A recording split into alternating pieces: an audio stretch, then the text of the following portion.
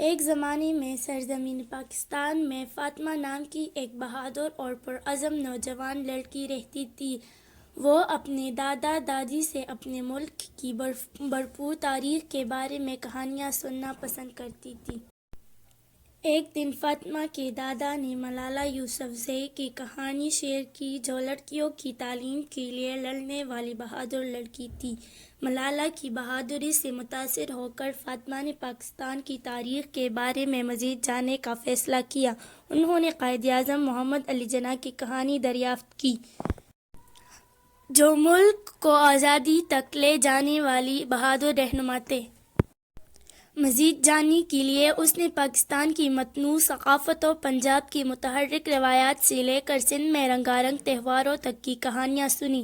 وہ وادی سندھ کی ترقی یافتہ تہذیب کے بارے میں جان کر موہنجو داڑو کے قدیم کھنڈرات کو دیکھ کر حیران رہ گئی۔ جب اس نے تاریخ میں اپنا سفر جاری رکھا تو فاطمہ کو تحریک پاکستان کی بہادری اور قربانی کی کہانیوں کا سامنا کرنا پڑا۔ اس نے پاکستان کی آزادی کے لیے لڑنے والے بہت سے ہیروز کی جدوجہد اور قربانیوں کے بارے میں سیکھا۔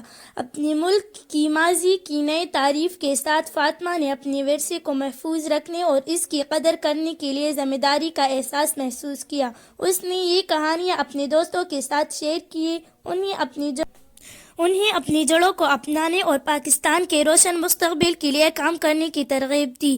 تب سے فاطمہ ایک کہانی سنانے والی بن گئی، پاکستان کی متاثر کن تاریخ کو دور دور کے بچوں کے ساتھ بانٹتی ہوئی اپنے ملک کے متحرک ماضی اور امید افزا مستقبل کے لیے ان کے جذبے بڑھاتی رہی، اور جب وہ ان کہانیوں کو بیان کرتی رہی تو پاکستان کے تاریخ میں اتحاد اور فخر کا جذبہ ہر اس بچے کے دلوں میں ابھرا جو سنتا تھا۔ تو دوستو، ہمیں چاہیے کہ اپنے ملک کے لیے کچھ ایسا کرے جو ہمارے ملک کو ایک عظیم ملک بنائے، تاکہ لوگ ہمارے ملک کو ایک اچھی نظر سے دیکھیں اور ہماری ملک کی مثالیں دے سکیں۔